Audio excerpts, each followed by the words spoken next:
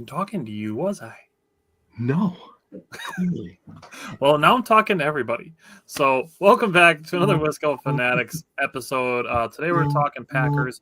We are live on Friday this week. Normally we're live on Tuesdays, but this week we are live on Friday because Tuesday was Christmas Eve, and it was the day after the Packers game. So let that one marinate for a couple days, and we are back on Friday. So we're going to hit the intro, and then we are going to do our Carrington Valentine autograph giveaway.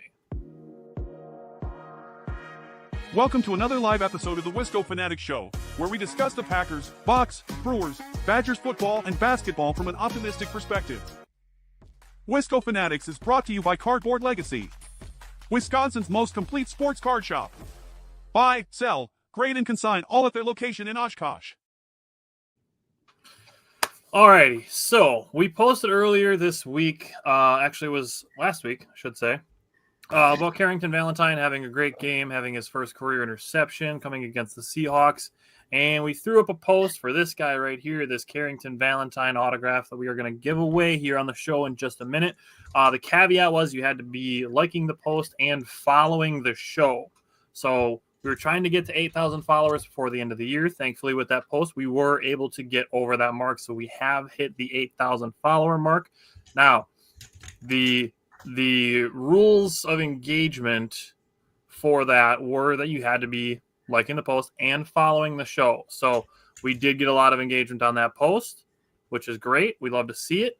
Out of those that liked the post, this is everybody that follows the show as well as liking the post. So we have 79 names here, 79 names.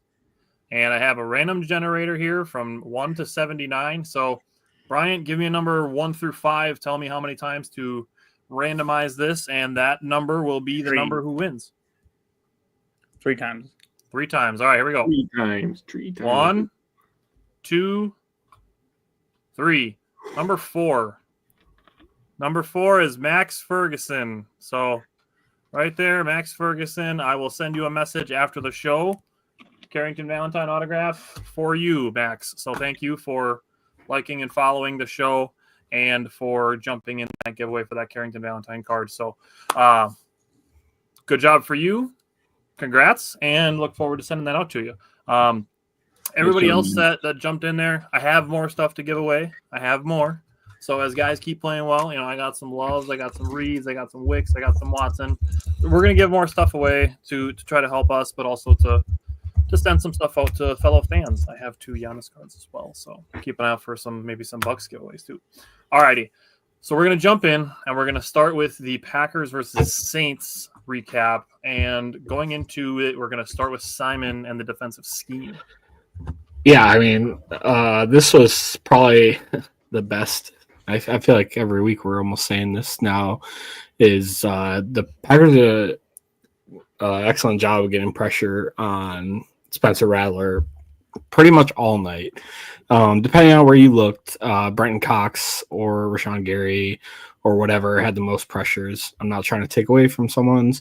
And they also held the Saints ground game to 2.6 yards per carry. And yeah, it was disgusting. One thing I guess I'd like to highlight the most is out of plays where they had 7 or 8 defenders in the box, this is how it broke down. If they had 7 defenders in the box, the Saints ran the ball 5 times for 1 yard. Whoa. If they had 8, so that was 5 rushes. That was 5 plays.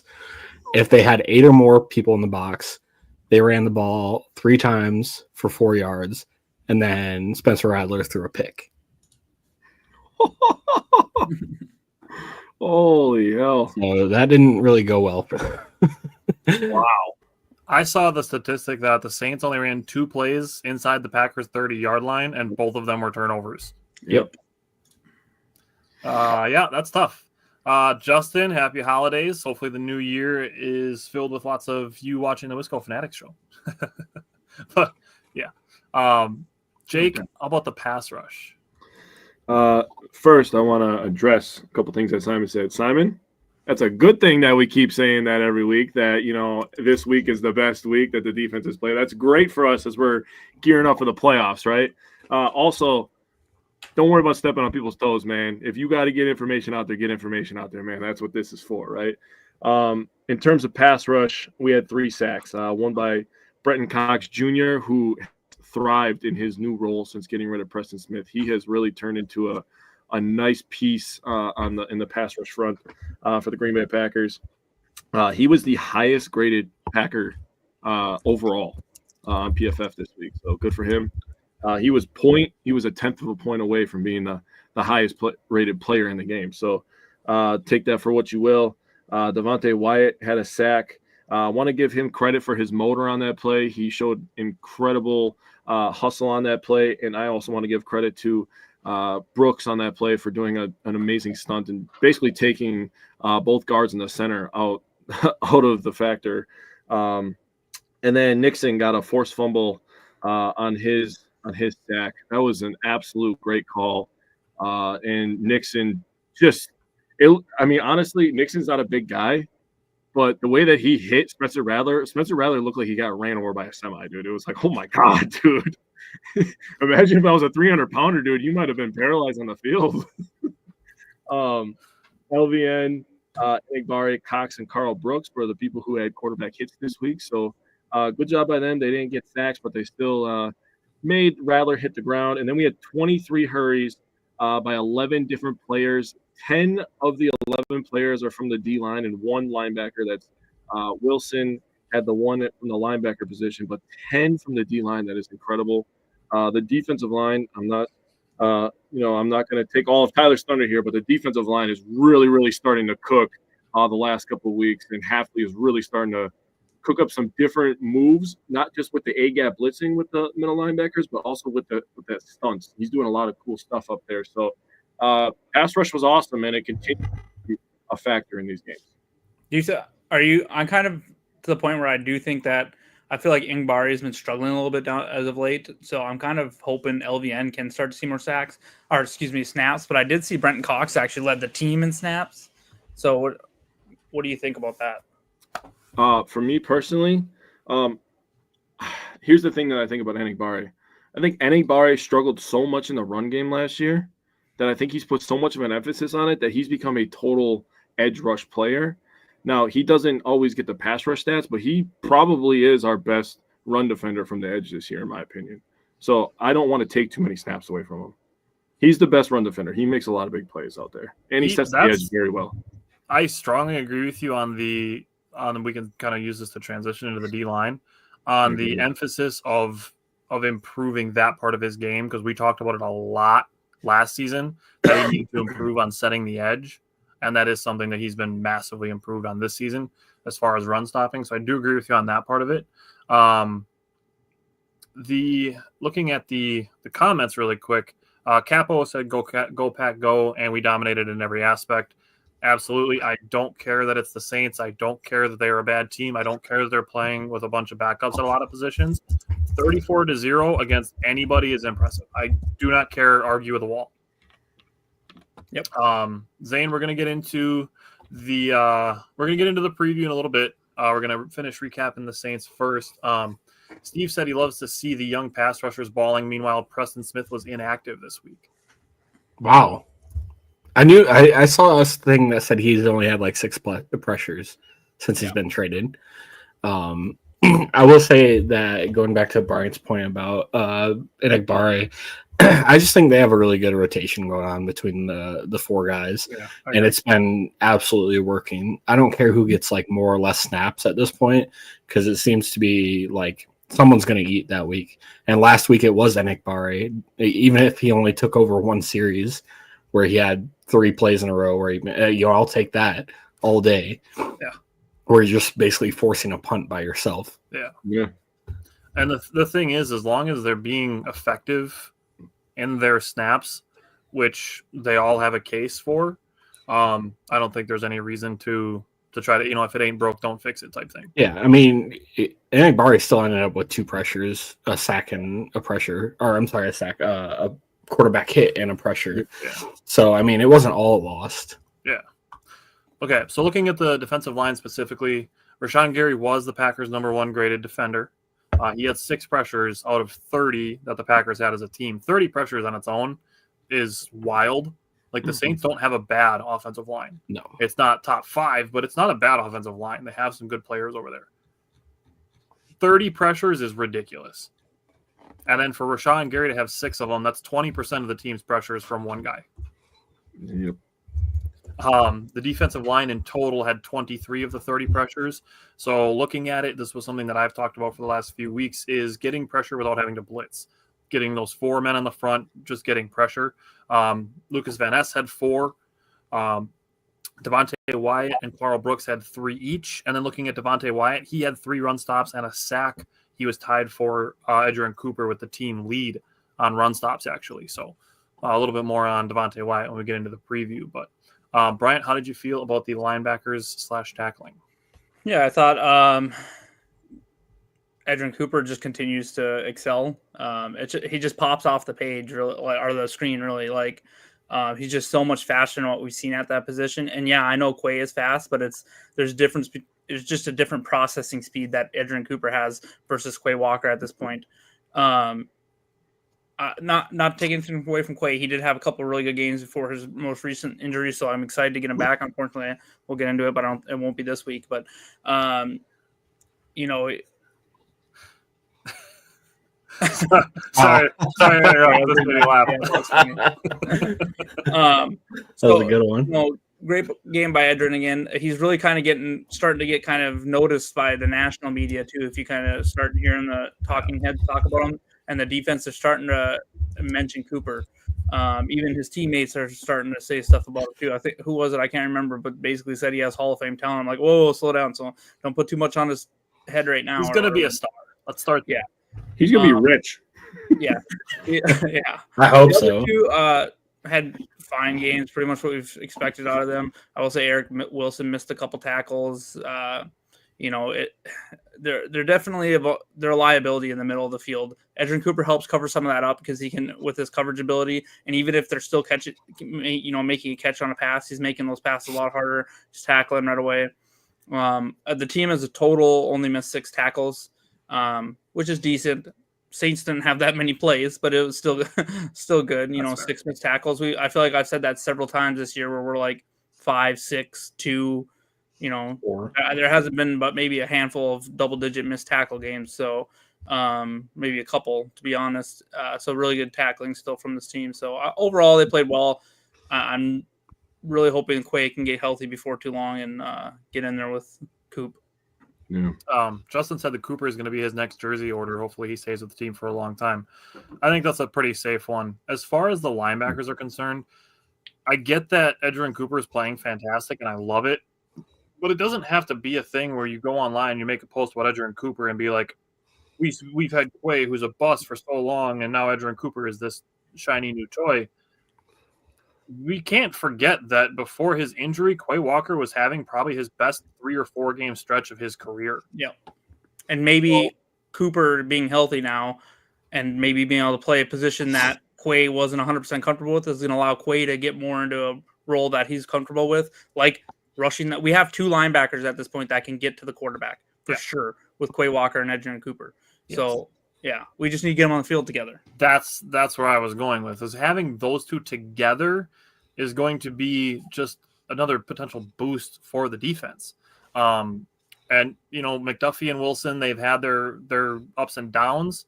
Wilson's definitely had some higher ups than McDuffie has, but McDuffie's kind of just that low ceiling, high floor, kind of consistent type player. Yeah. But Quay Walker and Edgerrin Cooper are our 2 best linebackers. Oh yeah. So the emphasis shouldn't be on Edgerrin Cooper is better than Quay Walker. It should be that the linebacker room is better with Cooper and Quay both healthy. Steve said it's tough not to like the number 56 on the jersey too. That's why I ordered a Bakhtiari jersey. Can't go wrong. Simon said out of the total pressure that the Packers had, Trevor Penning allowed 11 of them. That's tough. All right, let's go into the 3rd and 4th down defense. Oh, God, Simon. All right. I'm here for comedic value only. I provide nothing else. Shut up. I'm trying to focus again.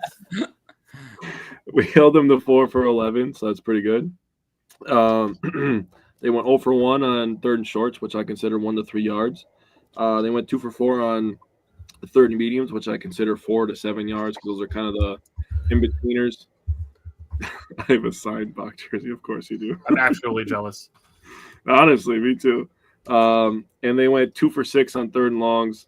The one third and long that they picked up was quite literally the only good play that Rattler made the entire Dude, I'm not even gonna lie to you. That was fucking awesome. Okay, And I can admit even more how awesome it was because he threw an interception on the next play. Yes, which makes it even better.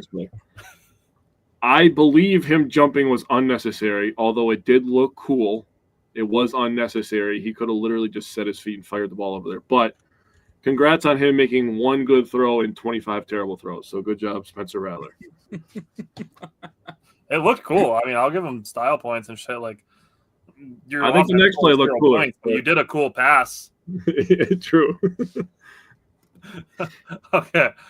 Simon, how did you feel about the secondary? Still muted, my dude. My bad. I was typing. 11 people watching live, and you're going to pull some shit like that? Yes. You're fired. Yep. Saw that coming. I saw something the other day, and someone said that Eric Stokes has been playing pretty good lately. And I looked into it a little bit. Since I think the last 4 weeks, Eric Stokes has 6 catches allowed, 22 receiving yards on 14 targets in his coverage. That's pretty good. Though he did end up giving a TD away in the Detroit game, but he also he still doesn't have a pass breakup. But he's been really good in coverage, and he hasn't been targeted a lot, and he hasn't allowed a lot of catches. And PFF grade whatever is 4th best amongst cornerbacks since week 11 in coverage grade. So like, this is kind of what I was hoping to see all season from Stokes, and I think what the Packers hoped they'd see kind of going into the season, not giving the cornerback room much love in the offseason, or no love at all. But with Jair out, like, Eric Stokes been playing pretty good ball. Excuse me.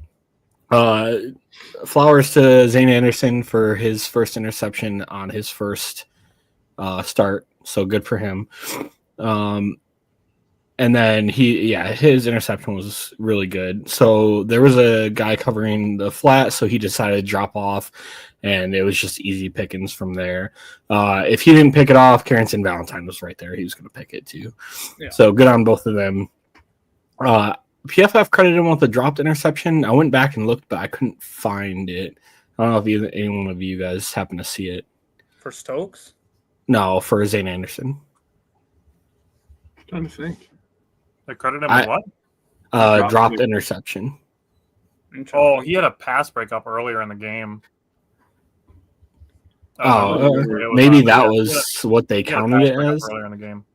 Yeah, I must have missed that play, but Eric Stokes, he had one allowed catch on 3 targets for 4 yards.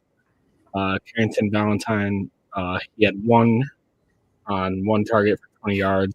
Like I said, he also forced a fumble on the sideline. Unfortunately, it went out of bounds. Good for him. McKinney allowed 1 catch, and he had a pass breakup for 17 yards. Keyshawn Nixon, 5 for 7 for 55 yards, and he had a forced incompletion. Valentine went 1 for 4 for 4 yards. So overall, a pretty good, solid day for the secondary. So I'm looking into it. Steve asked if Stokes is going to be back. It'll be on our injury report later on. I just wanted to check because he wasn't. I think he means back next year. Stokes is not injured. As well. Oh, yeah, okay. If he's back next year, it'll be on a very cheap deal. But yeah.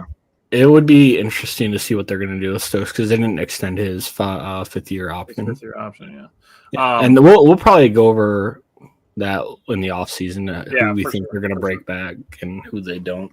Yeah. Who they aren't, who they don't. Zane asked who we think covers Jefferson this week. It'll be a mix of guys. That's what I was going to say, kind of a combined effort. Because he also plays – he's playing like 37% of his snaps in the slot, so it'll be a mix of guys. Yeah. Okay. Jake, red zone defense. Okay, Bryant, special teams. That's exactly what I wanted. Literally, you could just do that. They didn't have a red zone attempt, so go right ahead, dude. Yep. 0 trips to the red zone for the Saints. Love that. All right. Bryant, how did you feel about special teams? Pretty good, especially about McManus. I actually came into this game thinking the one thing we haven't really seen from McManus is how he looks in range. He absolutely drilled that 55-yarder. I mean, and it's not like the conditions were perfect. They weren't bad, but they weren't perfect out there. So he smoked that 55-yarder, so good from him. I think Whelan had one pretty bad punt that he probably want back. Other than that, he was fine, but he didn't even have to punt all that often. But overall, there was a couple breakdowns on kick return coverage that they were able to get like to 35-40, but nothing major. So overall, I thought it was a pretty solid game from special teams. They made their kicks. I don't like when he walked out there for that 55-yarder. I was like, okay, let's see what But I would forgive him for missing that one. But that's a hard kick. That's a long kick, 55 yards. It was nice to see that he has that range. I gotta think at this point that they are 100% intent on bringing him back. I would think so. Yeah, I'd be surprised if they didn't. Yeah, I would same. Zane said McManus was the best in-season pickup we absolutely needed. Yep.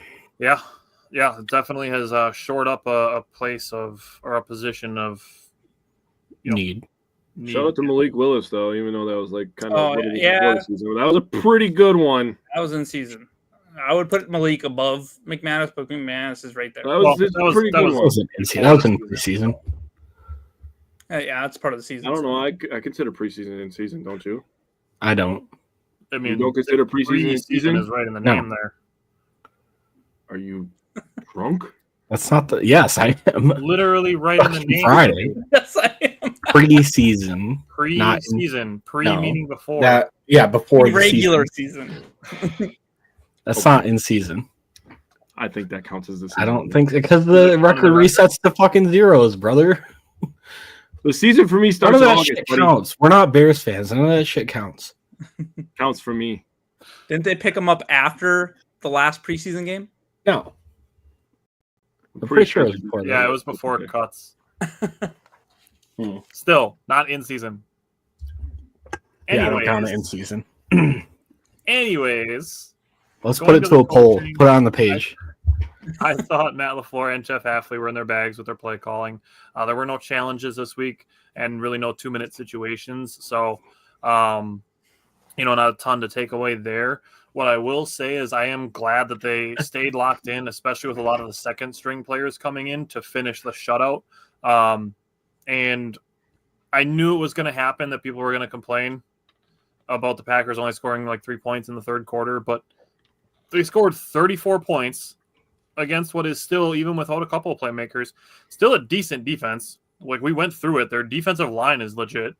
They have a good linebacker, and they still have a good safety that Josh Jacobs sent 4 yards out of bounds, which we'll get to. But he did. I was glad as far as the team goes that they stayed locked in to finish the shutout.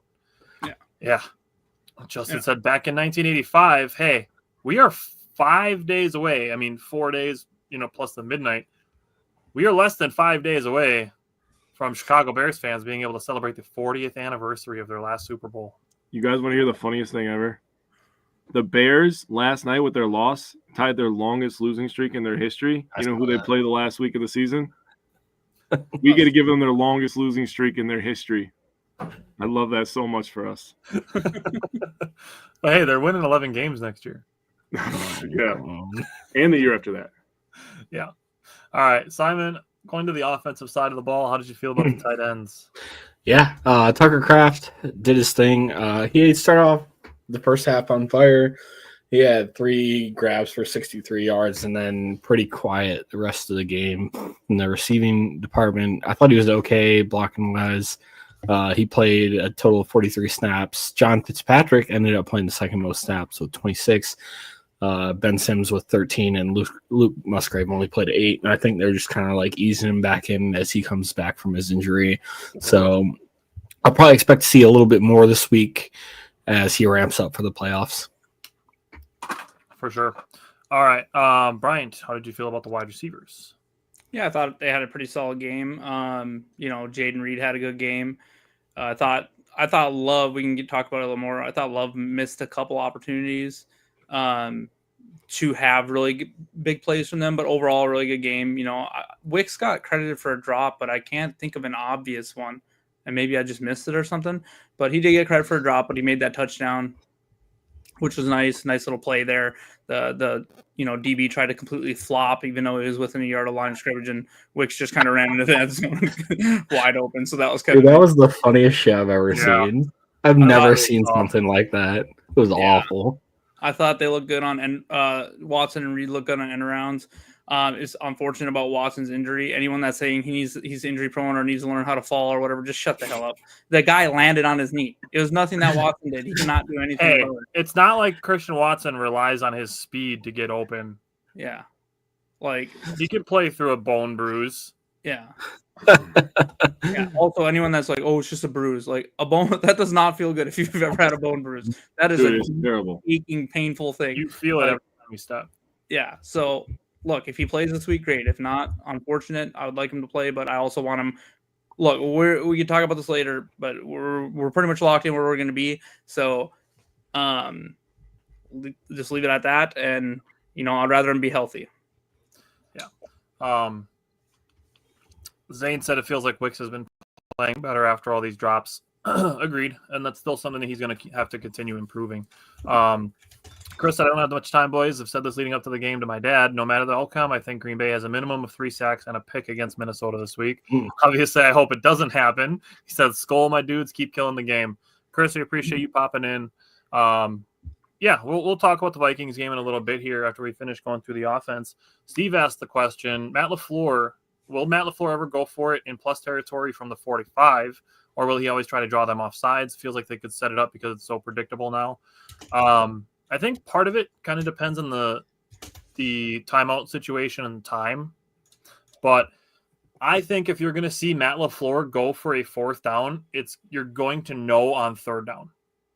If we get into a situation where it's like 3rd and 6 and they run a play that is designed to go for like 4 yards, that just tells you that they're going for it on 4th down. Other than that, I think they're going to try doing it to get the free plays. And obviously, if it's within a 5-yard situation, they're going to try to get that just to get the free 1st down. As far as pretending like they're going to try to get the free 1st down, I'd maybe do it against the Bears just to troll them a little bit in Week 18. But other than that, I think they're pretty straightforward, just trying to do it just to see if the other team will make a mistake that gives them a 1st down. I got 2 thoughts. First of all, Chris, never say skull in my chat ever again. Steve, I think I agree with what Tyler said, but I also think that it depends on the score.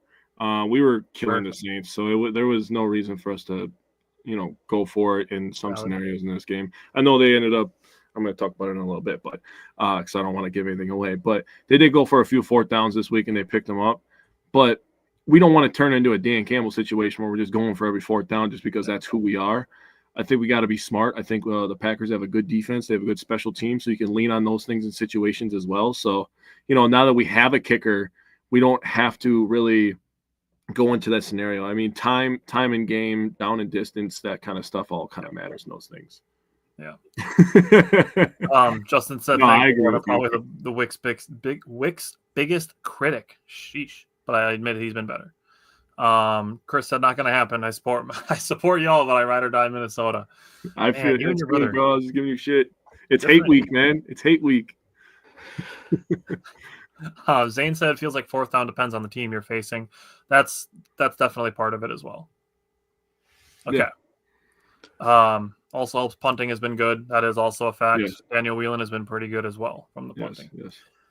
Looking at the passing game distribution, 9 different players were targeted. Christian Watson, due to his injury, and Bo Melton only had 1 target each. I will say we'll get into the run game, but there were more touches to be had for some of the wide receivers in that aspect as well. Brooks and Wilson each had 1 target each. Josh Jacobs, 4 catches on 4 targets. Tucker Kraft had 3 catches on 4 targets. There was one throwaway that was in his direction that technically got counted as a target. Definitely always great games. Justin. Other than that, looking at it, Jordan Love was 1 for 4 on 20-plus yard throws. There were a couple that he just kind of missed, one to Dobbs and one to Watson. Or it was one to Dobbs and one to Reed or Wicks. I'm drawing blanks. All right. From 10 to 19 yards, he was 3 for 4, had a 116.7 rating. From 0 to 9 yards, he was 6 for 8, had a 135.7 rating, and then he was 6 for 7 behind the line of scrimmage. So as far as the distribution is concerned, no complaints, and just kind of similar to what we've seen from Jordan Love. So, Bryant, how did you feel about the offensive line? Right before you start, I just have to ask, do you wipe less than AJ Hawk? Has to. What does that mean? I don't know if you've seen that clip. Did you No. see that clip? He had a thing on McAfee where he had like his all-time like highest amount of wipes was like 50. When you took a shit. No, he said 100, bro. He said 100. He said 100. He wiped 100 times on one shit. Oh, he had like the permanent marker thing going on? Yeah, bro. He said 100, bro. 100. That's insane. Chris, I appreciate you hopping in. You have a good night Later, as well. We're excited for Sunday as well. Good luck. Hope you suck. But all right. Now I'll let Brian talk about the O-line. Go ahead. Yeah, really good game again. I mean, when you give up 0 sacks and like a handful of hurries or whatever it was, you can't really complain. I mean, they've looked great. They've given up the second least amount of sacks in the league, only to Buffalo, and I can guarantee Josh Allen saved many of those. And actually, their run blocking I thought was better this game as well. If you're going by PFF grades, this was like one of the first games that all of them were like 60 or above in both pass blocking and run blocking. It was nice to see, unfortunately, Andre Dillard got a concussion at some point, either in that game or this week, but he got out there for a handful of snaps, and they look good on Malik Willis's drives. So kudos to them, too, getting in the game and making something happen. So, yeah. So, but overall, they've been outstanding all year, and they continue to be outstanding, and they give us a chance in every game because they protect Jordan Love so well. So, and we're going to need that against Minnesota. Yep. So, Minnesota has a very good front. So, Zach Tom and Rasheed Walker will have their hands full for sure. But I think they'll be up to the task. Yeah. Simon, how about the run game? Oh man! So we talk a lot about like pass game distribution, but the Packers had 9 different players run the ball, which is absolutely insane, like unheard of. Nobody else does this. Well, nobody else at all. Like nobody does this. Not even the Packers do this. And apparently I can't spell. There we go. Since 1953, yeah, since 1950s. Josh Jacobs with another beastly game. It was good to see the Packers get so far ahead that they were able to take Josh Jacobs out like pretty quickly. And I think he even have a carry in the second half. I don't think he did. The first drive he did, because I think they said I thought the deal was if they scored there, he's done. And that's right. That's what it was. Okay.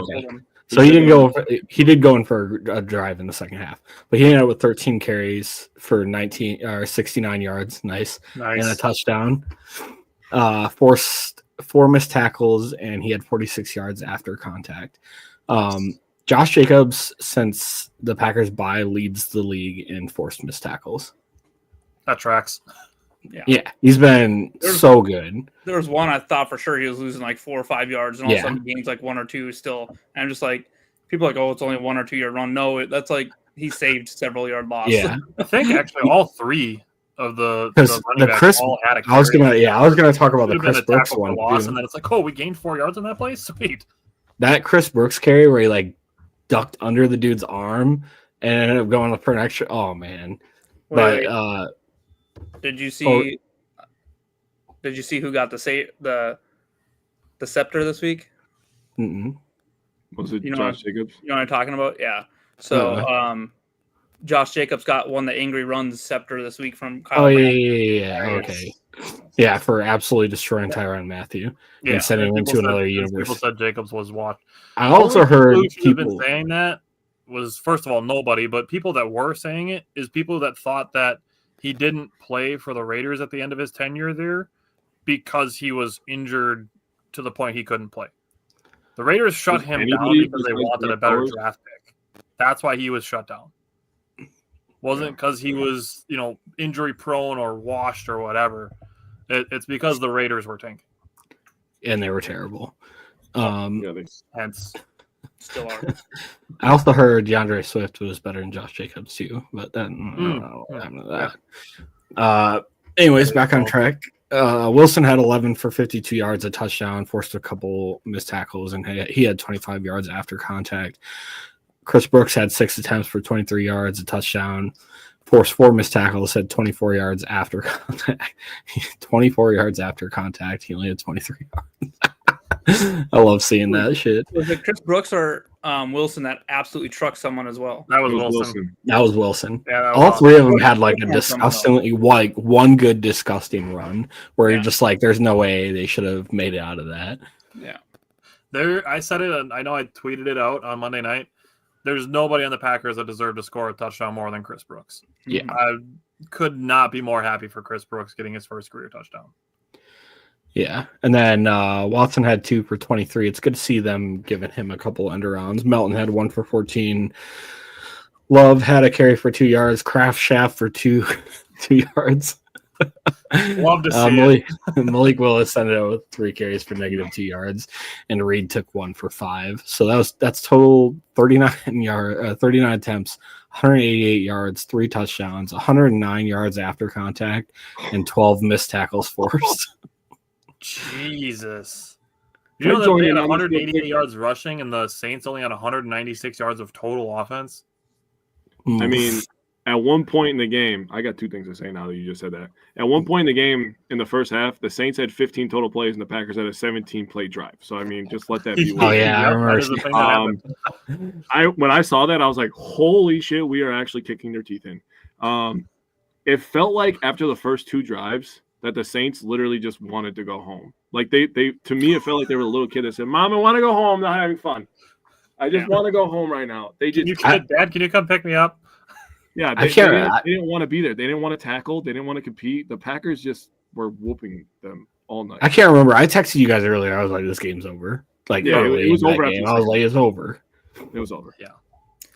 I'm still waiting for them to run a hard count out of the Kraft Shaft formation and get someone to jump.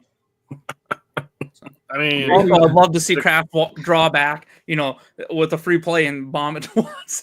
Oh my God. God. So awesome. Just to get the 5 yards off of it. I still think they might be able to do that against like a rival team that watches them a lot. Unfortunately, this year it's going to be hard because a lot of those games are on the road or whatever.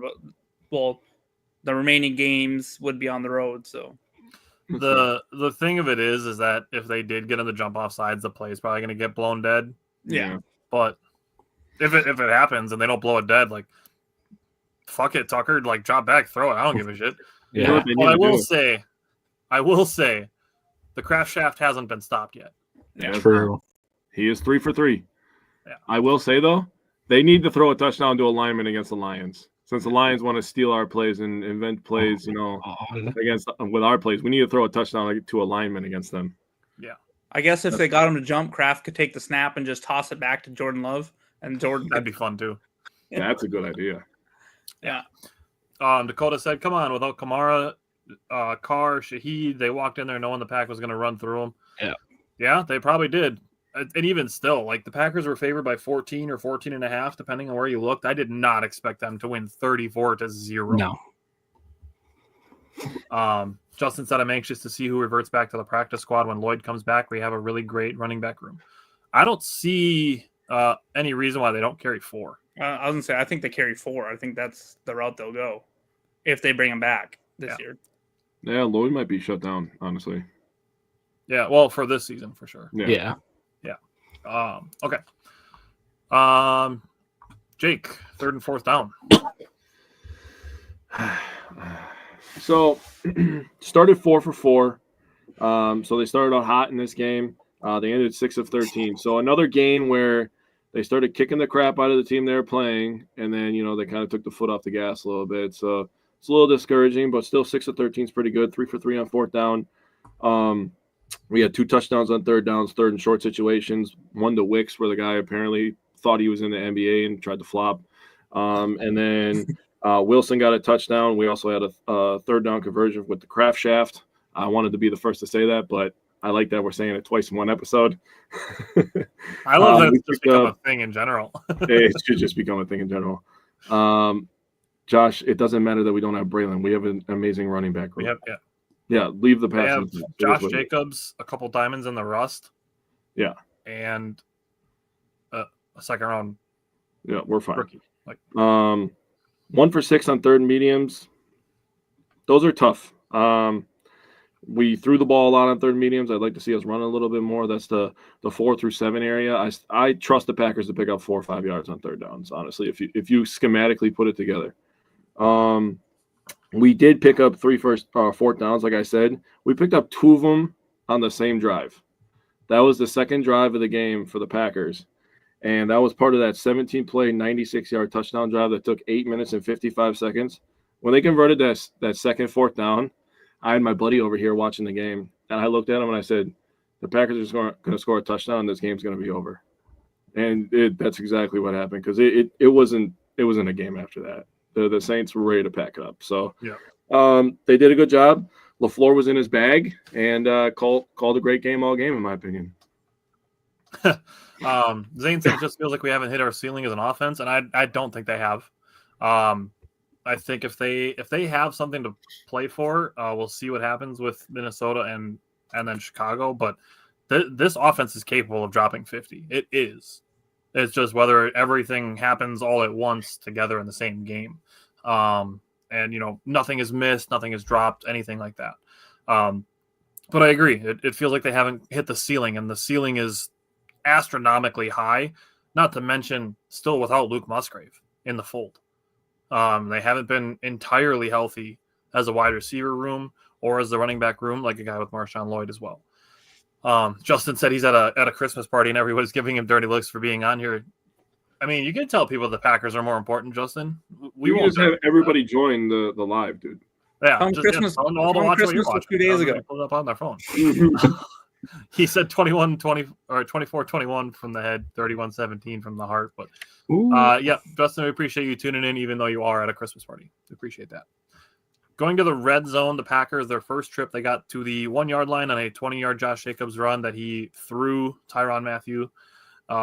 Then had no gain, a negative 1 yard pop pass to Dontavian Wicks, and then the Dontavian Wicks touchdown. The second trip, they got to the 14-yard line on a 21-yard pass to Tucker Kraft.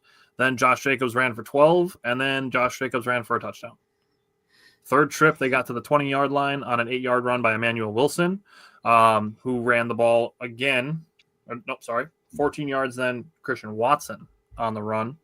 5-yard run to Jaden Reed, and then Chris Brooks scored his first career touchdown, which again, could not be happier for Chris Brooks to score a touchdown. The selfless play that he made in the Jaguars game, he deserved to be in the end zone, and I love that Dontavian Wicks went and grabbed the ball for him right away so that he could have the touchdown ball from his first touchdown. And then later on in the game, they had their fourth trip into the red zone, got down to the 6-yard line on a 34-yard pass from Malik Willis to Jaden Reed. And then first and goal at the 6, 3 Emmanuel Wilson runs to get into the end zone. So the Packers were 4 for 4 in the red zone against the Saints, which you love to see. So, Bryant, how do you feel about Jordan Love in this game? I thought he was fine, did what he needed to. I did think there was a couple plays he left out there. I think on the really ugly duck ball that he tried to throw outside, I just think it was a quick snap pop pass, and I just don't think he had proper grip on the ball. So I don't look much into that. He probably just didn't have it on the laces. I did think there was a big crosser that he missed that he could have hit to Jaden Reed, almost similar to what Malik Willis did hit. I thought he had him open, probably could have hit him. Other than that, what you're saying is Malik Willis is better than Jordan Love. Yeah, exactly what I said. Yeah. So just wanted to make sure I was reading between the lines properly. Yep, exactly. I love Jordan's smile when you see that throw from Malik Willis to Jaden Reed. Like you can see they just all love each other and support each other. But overall, I thought he had an okay game, fine game. He had a couple balls like batted down or tipped or just a little off. But early in the season, some of those bats, like that one that where the Saints players ran into each other, so it didn't result in the interception, those were going against us. I feel like we're kind of like the tide has turned a little bit, and those are not going against us. So that was nice to see. So overall, solid game. I feel like he did what he needed to, and if he needed to throttle it back up for any reason in this game, he probably could have. But I think they pretty much got to that. The game was over after the first 5 drives because it went touchdown, punt, touchdown, punt, touchdown. So, I just don't think he really cared. No. And not that he didn't care. I don't want to say that. I just don't think that they had to put a lot on tape. I feel like they're like, we won this game. Let's just vanilla it the rest of the way. Yeah. And that's kind of what I wrote too, is like he was surgical the first 3 drives, and the next couple drives were kind of average, and then they started pulling starters. Simon, what did you think of Jordan Love? Yeah, I think you guys kind of hit most of it. He had a few throwaways as well, so kind of like those were plays that are going to take away from how his percentage looked. But one thing I found, Jordan Love was really good against the blitz. He went 9 for 11 for 81 yards and a touchdown against the blitz, which is really good, and that's way improved from what we saw earlier this season. Other than that, I don't really have a lot to add. Like Brian said, I think he did exactly what he needed to do, and he got away with allowing the second, third string guys to get some snaps, and we take those all day. Yeah. Jake, did you have anything to add on Jordan Love?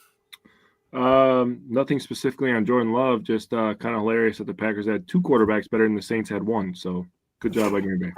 I will say, hell of a throw. I know people are like, oh, he could have let Jaden Reed a little more and he could have been running. I'm like, dude, come on. Like, you can't be 100% perfect all the time. That was still a laser to Jaden Reed on that one big one to get him out towards midfield. I think on his last drive before they kicked the field goal and pulled him. Can I address this? Zane, it is Toyota-thon. We don't have to worry about Jordan Love. He did have 0 turnover-worthy plays today, this week. Yeah, that's good to know as well. I think that's like 6 weeks running. Like I don't remember the last time where I watched him play. He hasn't picking since the Chicago game, which is 5 Yeah. games. Yep. Okay. All right, let's go to the preview. Let's start talking Packers Vikings. This game did get flexed to 325. They couldn't flex it any farther than that because they're on CBS, so they can only flex it so far. So that's where they moved it to, is the 325 game. So starting with Bryant, what are you looking for from the Packers defense against the Vikings offense? Yeah, their left side of their line is bad. Okay, so their left tackle, their left guard, and including their center, give up a lot of sacks. The Vikings have given up Love-a-thon. Love it. But they've given up 46 sacks on the season. That part of the line has been credited for 16 of them, which you would think the other side, but there's plenty that like O'Neal is very good. He's only given up 2. That doesn't, and the right guard, it's not like the right guard has given up 30. So the rest of them are just like, they probably got rid of the ball. But I think what they need to do is overstack that left side of that line, bring some linebacker blitzes to that side, and get Darnold kind of rushing a little bit, trying to get rid of the ball and get a couple a good handful of sacks. And then the one part I'm really worried about is the middle of the field against Justin Jefferson and Jordan Addison. People have killed us there. We're going to be missing, no Evan Williams. Quay's not going to be back, so they need to figure out a way to try to do something in the middle of the field to just not absolutely get annihilated like we did against the Lions. You got to slow them down somehow in the middle of the field, otherwise it's just going to be bad. The outside, we've been playing phenomenal on the outside, but in the middle of the field, it'll be interesting if we get Bullard back, if they have anything up their sleeve to try to help with this. So we'll see. But you need to pressure. The defense just needs to pressure Sam Darnold, who can throw some picks and take some sacks, and then just try to slow down Justin Jefferson and Jordan Addison in the middle of the field. Yeah. Simon, what do you have thoughts on the Packers defense against the Vikings offense? Yeah, I found something on the middle of the field. Let me highlight it so I can read it. All right, so Packers linebackers have allowed the most receptions with 104, second most yards, 1,052, and an 11th highest completion percentage, 78.2% as a unit in the middle of the field. I could have went the rest of my night without hearing that. So You're welcome, buddy. That's a big That's what I'm here for. I'm curious at what it kind of looks like with Cooper back in the middle, though, and how it's evolved. Because having him back, I feel like it hasn't been as bad. I think Wilson and McDuffie are. That Dolphins game, I feel, had to. It was really accounted that for, was like, a really bad game 20% for of the it on its own. linebackers. That and the Yeah. Lions. The Lions game is really bad too. Yeah, they crushed us in the middle of the field. We're letting anyone have whatever they want short underneath, and unfortunately, when you go against high efficiency quarterbacks like Goff or Darnold has been this year, it's going to kill us. So I'm hoping they have something for that. But Darnold's kind of lived off the deep ball this year, which has worked, obviously worked out. No, so Sorry. you're getting ahead on my paper here. All right, Jake, go ahead. Jake, go ahead. Earlier in the game, Well, no, he's he getting way said, ahead if of you my have paper. something to say, Couple Oh, seconds. no. Oh, earlier in the show, if you have something to say, just make sure you say it. No, he's telling you to stop. But yeah, Bryant kind of hit most of it on the head. To be honest, I had to say, I mean, all the eyes are going to be on the Packers secondary without Jair this week. And like Aaron Jones has been pretty solid, but the Minnesota run game hasn't been that good this year. They're like near bottom of the league in yards per rush average. Mm-hmm. All right, Jake, what are you looking for from the Packers defense? Yeah, so I'm just going to piggyback off what they said real quick because I was noticing something too. The Vikings really try to stretch you horizontally both ways. I don't want to give them too much credit because I actually do hate the Vikings fans. I think they're freaking low-life POSs. But Kevin O'Connell is actually a very good head coach for them. He's young. He has a very bright future in this league. He's going to be a coach for a long time if that's what the Vikings are not. But he really does a nice job mixing up the play calls. So he does a nice job, stretching you outside the numbers and then hitting you over the middle deep. They've done a really nice job moving Jay Jettas around a lot this year, putting him in the slot a bunch and putting a lot of pressure on your middle linebackers and your safeties. In terms of third down defense, the Packers are 7th in the NFL at 35.71. Over the last 3 weeks, we're the 13th best third down defense. In terms of third down offense for the Vikings, they are at 40.57%, 11th in the NFL. They're 11th in the NFL over the last 3 weeks as well. Red zone, the Packers are giving up touchdowns on 60% of the red zone trips. They've only had one attempt in the last 2 games. So they're doing a good job not allowing people to get to the red zone. And then 0 for 1 over the last 8 quarters of football is very good. I do want to say, in terms of Minnesota, this is another thing I got to give them credit for. Their red zone offense, they're scoring touchdowns on 60.38 on the season. Over the last 3 weeks, they're scoring touchdowns on 90% of their trips to the red zone. That's insanity. At home, they are the 8th best red zone offense at 68%. So Packers on the road are 24th best red zone defense. So that could be a determining factor in this game. Their offense versus our defense in the red zone.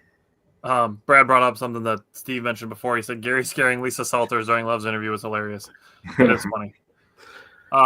Darian said, I enjoy the improvement of Keyshawn Nixon and Eric Stokes at cornerback so far. They've been better than people are giving them credit for. Coaching matters. Coaching matters. Coaching matters. That's all I got to say. Yeah, it shows up in the missed tackles, I think, as well. Looking at it, what I've taken away, and this I kind of touched on this and teased it a little bit in the recap. Healthy Wyatt, happy life. He's obviously good on his own to have run stops, be good in the pass rush, and I believe it's helping open things up for guys like Lucas Van Ness, Kingsley Enagbare, and Brenton Cox. We keep talking about how good these guys have been since the Preston Smith trade, since the trade deadline, and you look at just the last few weeks, Devontae Wyatt being back and healthy helps open things up for those guys. So it's really less about, Kenny Clark or Rashawn Gary needing to do things individually. I'm really looking at this defensive line as an entire unit. Mm-hmm. And if you watch the games, you watch the way that they rush the passer, it's very Baltimore style where they are trying to run shit into each other and get offensive linemen trying to block the same guy to open things up for each other. Rashawn Gary and Quay Walker have done this a bunch of times. Edrin Cooper and Kenny Clark, like they've done this. Carl Brooks, LVN, they've all done this for each other, where they'll start blocking one guy and then just veer over to block the guy next to them while the guy is still currently blocking them, so the other guy can loop around for a sack. And Devontae Wyatt and TJ Slayton, like this unit is really more a collective than individuals, is how I'm viewing it. So I'm going to keep taking things away from that. The way that we were saying it earlier in the season, that there's more to pass rush than sacks. And we saw on film guys doing things unselfishly to open things up for each other. So I'll be looking for more of that. Bryant, what are you looking for on special teams? Yeah, I can't afford any mistakes. We probably, in a dome, you're not going to see many return opportunities, more than likely. We'll see if Keyshawn takes any out. But for McManus, they have a really good kicker in Minnesota. He don't miss a whole lot. So McManus needs to match that too. So, points are going to be at a premium this game. Not because I think it'll be a defensive struggle, because I think you're going to need every single point you can get to try to beat this team. So just make your kicks. Whelan should have a return to form game, because there's really, he's kicking inside a damn dome. So hopefully he doesn't have to punt too much, but when he does, pin him back. That's, so just make your kicks. Yeah. As far as coaching goes, my main thing is that we can't let the Vikings get off to the fast start that they got off to in Green Bay.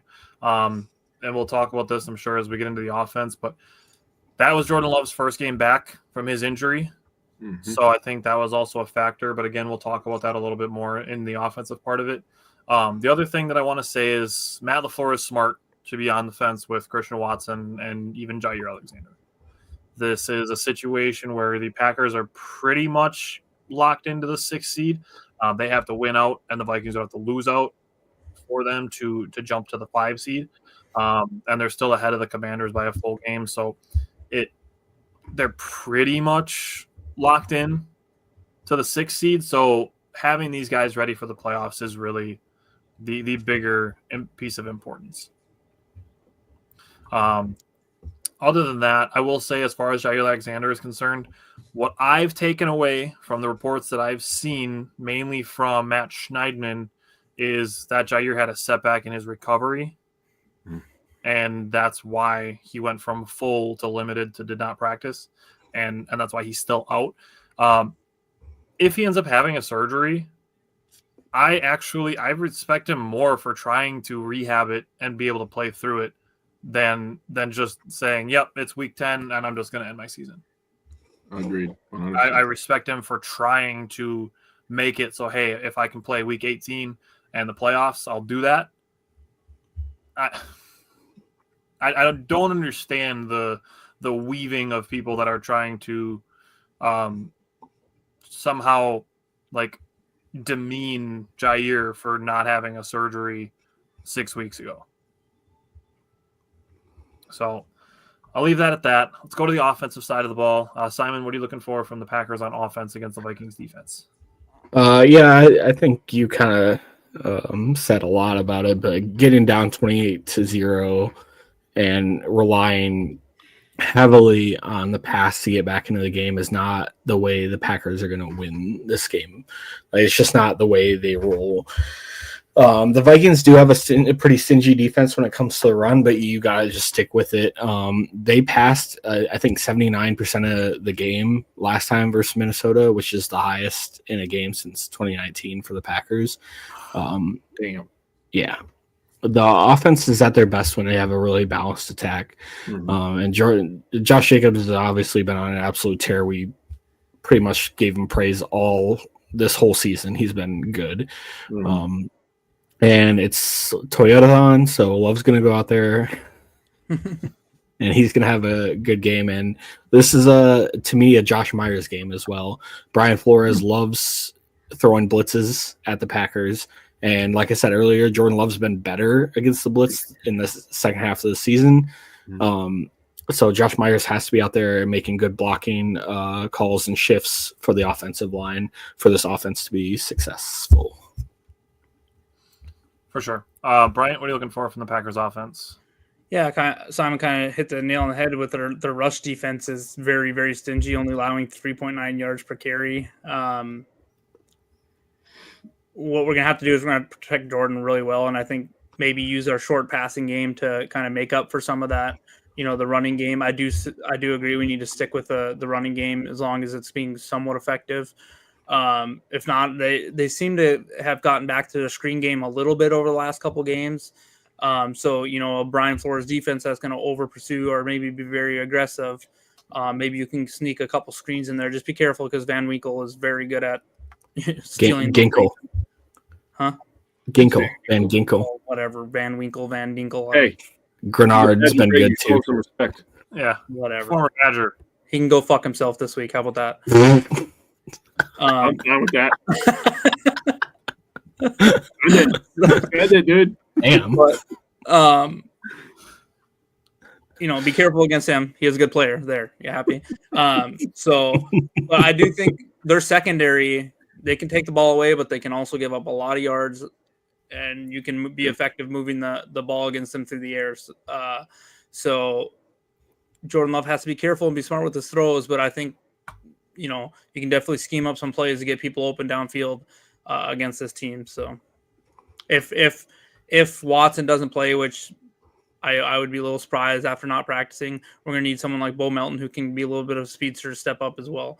And same with Malik Heath and, Wicks and Jaden Reed to have really solid games. We have Musgrave back out there. So we just need those guys to step up. Yeah. Jake, what are you looking for from the Packers on offense? Yeah, so I'm going to start with third down offense. Third down offense, Packers are 14th in the NFL. They've been gradually climbing that number, so that's a good thing. They're itching towards the number I wanted them to be at the whole season. They're at 38.55%, so that's pretty solid. Over the last 3 weeks, they are at 40%. So that's the number I kind of wanted, 43%. Just, extending drives. Third down defense, the Vikings are very good. They're second in the NFL at 33.68%. They're actually the only team that's they're close to the Lions. The Lions are the first best third down defense. So we got some good teams in this division. It's going to be a big time game. Over the last 3 weeks, they're only allowing third down conversions of 28.57%. That is insane percentage, and they're third. I was like, what? That's crazy. A main thing that we're going to have to look out for, and everybody's been talking about, is Jordan Love versus the blitz, right? Minnesota has the highest blitz rate in the NFL at 38%. That's crazy. Jordan Love in the first 7 weeks of the season had the third worst QBR against the blitz. In the last 6 games since then, he has the number 1 QBR in the NFL against the blitz at 97. So good job by him. That's going to be important. Jordan Love versus the blitz and third downs. That's what's going to be the determining factor on offense. Zane said we got to win on first and second down. Absolutely. As far as the passing game distribution is concerned, just keep doing what you're doing. We have the wide receivers. If Watson can't go, we still have guys. Have guys in the room that we trust, even Malik Heath and Bo Melton, like Jake and Brian were saying. We also have a tight end. Tucker Kraft is absolutely a stud. His name is going to come up again. So that, and then I like seeing Josh Jacobs involved in the passing game. He's not going to get 30 carries in a game, but if he gets 25 touches and it's 20 carries and 5 targets, I'm happy with that. As far as Justin Jefferson's concerned, Matthew, it's going to be, we're kind of all in agreement that it's going to be a committee. Adarian said, I'm hoping Luke Musgrave gets some targets this game while he has returned.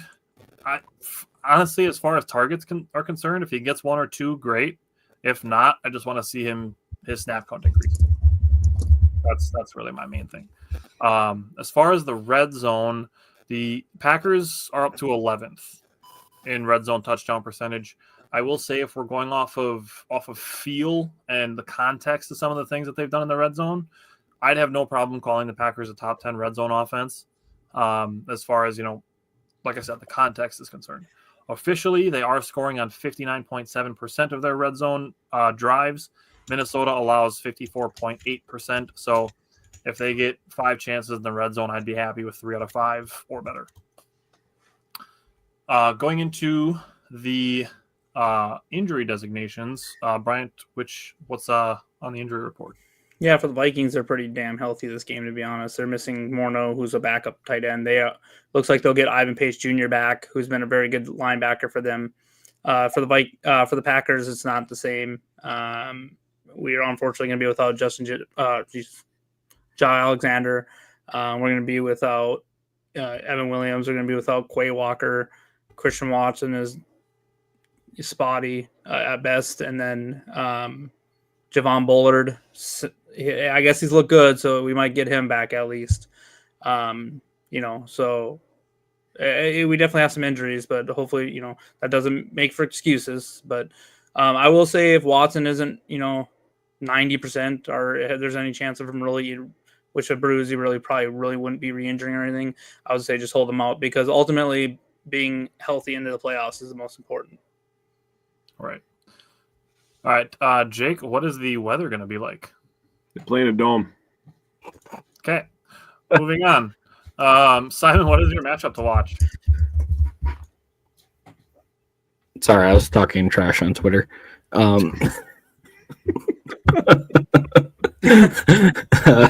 The secondary versus the Vikings wide receivers. I don't think that's surprising. Yep. All right, that makes sense. I had something similar written down, but unfortunately with Jair being out, that changes things, but I'm not going to go too far into it because I have similar thoughts when I get to X Factors. So, Bryant, what is the matchup you're watching? Yeah, Jeff Halfley versus the left side of the Vikings offensive line. I think if you can overpressure them, I think you can beat them there. I think you can basically get home and beat them on that left side, and that's how you disrupt this team and go in there and upset them. I like it. Jake, what is the matchup you're watching? Bryant, I like that one too. That was good. I have Packers versus short game. In the Packers' 4 losses this season, they have allowed opposing passers to go 36 of 43 for 274 yards and 3 touchdowns and a pick, and a completion percentage of 84% in the short game. Darnold's average time to throw is 3.8 seconds per Next Gen Stats. So I don't think that's going to be an Achilles. The Achilles heel for the Packers has been the short game all year. So I don't think it's going to be a problem versus Darnold, but going to have to watch people like Aaron Jones and TJ Hawkinson underneath. I like it. All right. Zane said Valentine legacy game incoming, and Brad said coverage on Addison. So we can combine that with that. Let's talk X Factors. Simon, who is your X Factor? My X Factor is Carrington Valentine. Hey, who said it? Let me jump in because my X Factor is Keyshawn Nixon and Carrington Valentine. Because I had written down, regardless of what happens with Jair, one of them is going to have to be covering Addison. That's fair. So that's what I had in there. Bryant, who's your X Factor? Mine is Xavier McKinney. Kind of thinking that same thing. I think he's going to be used to double Justin Jefferson a lot, or playing kind of roaming around that deep part of the field. And we said they take some deep shots. To win this game, it's going to require a turnover or two, and I think he has a chance to maybe give that to us. I like it. Or maybe pressure up the middle and an overthrown ball over the middle of the field to him as well. Jake, who's your X Factor? My X Factor is controlling the big plays. The Packers gave up 4 20-plus yard passes in that Week 4 matchup versus the Vikings, and that doesn't include another 18-yarder that they hit to Addison early in the game as well.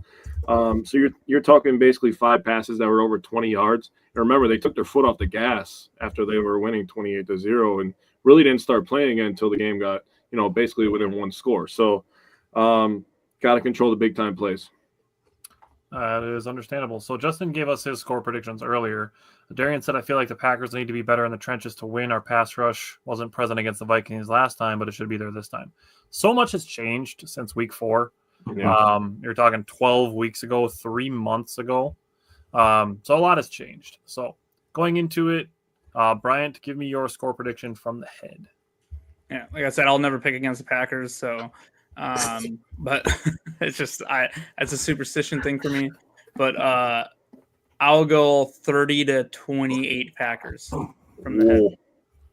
I have 30-24 Packers. So do I, dude. I have 30-27. Yeah. 30s. We're scoring 30 this week. Understandable. I think so too. All right, Bryant from the heart. I will go 35-28. I have 33-20.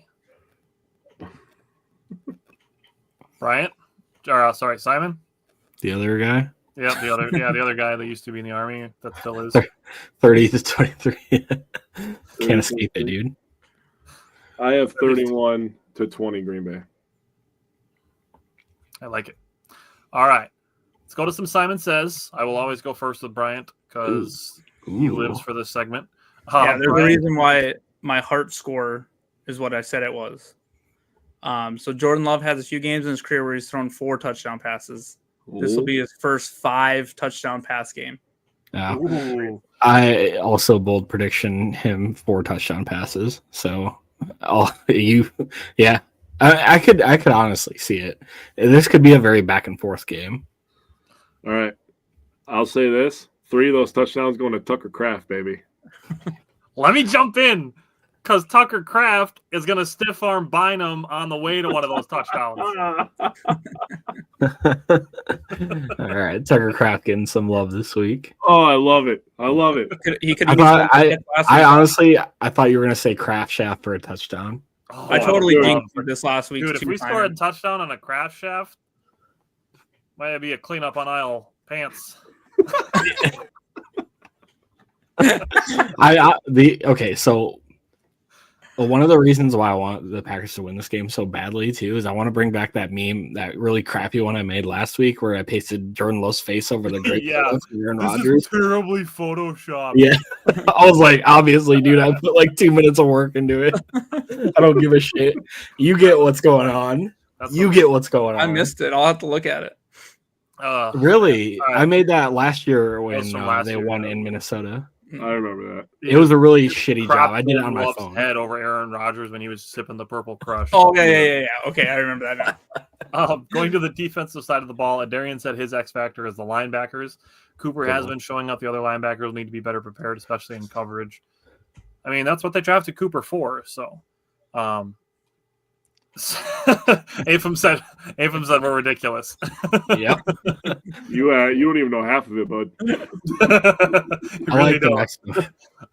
Purple. I've never seen to win. He can't stand the purple incarnations. I've never heard purple incarnations before. That's a good one. All right, Brian, you got one for defense? I do. The Packers produce 5 sacks, including 1 that goes for a strip sack, fumble, or touchdown recovery. I'll call that Edrin Cooper scooping that up. Maybe Gary forces it and Coop scoops it. A Coop scoop. Scoop. A Cooper scooper. Nice. A Coop scoop into a Kraft Shaft for a 2-point conversion. Well, anytime Edrin Cooper recovers a fumble for the rest of his life, we have the Cooper scooper. We're not good at this. Fuck you, I'm great at this. Kraft Shaft and Cooper scooper? Those are elite. Jake, you have one for the defensive side of the ball? 7 sacks, 24 pressures. Ah, damn. 2 turnovers. 7 sacks? Just so everyone knows, they're bold. Dude, they've given up 46 on the year. Could happen. It's less than 3 a game. No, it's time for 7 in one game. Okay. We've only done that one time this year. No, 2. Shoot. We've done that twice. Yeah. My bad. More than 3 per game, but mine is super. They've played 15 games for 46 compared to the rest of yours. No, this is week Darnold for 3 turnovers. Oh yeah, fuck, you're right. Yeah. I thought it was week. Yeah, I thought they had already played 17 games. Yeah, sure. I have Darnold for 3 turnovers. That's all I had. Ooh. Zane said McKinney for 2 picks. I really want him to get another one. I want him to take that low number 1 spot so bad. He was this close last week. I know. Did you guys watch how close it was? It was really close. Yeah. I was in the stands and I'm just like, throw the challenge flag, Matt. It's the end of the half. I don't give a shit. He comes up the first play of the third quarter is him challenging the play. Damn, Brad's going for blood, dude. I would have been okay with it. All right. Zane said one of them goes for 6. Jordan said it's been fun seeing 3 of the team's newest members having some of the biggest impact between Xavier, Jacobs, and McManus. I expect them all to play a big part against the Vikings. Absolutely. The free agency, the free agent signings, you cannot give them enough credit and Goot too, how good all those players have been for this team. Just absolutely changed this season. You could think about it even going into next season, because let's be honest, they picked up Chris Brooks this offseason, right? Or in season or whatever. Mm-hmm. Marshawn Lloyd's going to have a spot in this team. Unless they're carrying 4 running backs, one of those, either Emmanuel Wilson or Chris Brooks, is worth a pick. So it's very possible you could see that. I know that's jumping way into the offseason, but just what Goody has been doing with, picking people off the pile and stuff, he's been phenomenal. Yes, Zane, absolutely agreed. Yeah, Zane said they wouldn't be 11-4 though. Yeah, exactly. 100% agreed. Absolutely. Yeah. Alrighty. Well, we really, really appreciate everybody watching the live the whole time, commenting along. We love the comments. That's why we do the shows live, so that we can respond to them and interact with them. So we appreciate people taking the time to join us live. We will be live back next week on Tuesday night. That's our normally scheduled programming as far as our Packers shows are concerned. So we will be back on Tuesday night next week. So come join us Tuesday night at 8 o'clock, and we will see you guys then. Go Pack, go, and let's come with a win. Go Pack.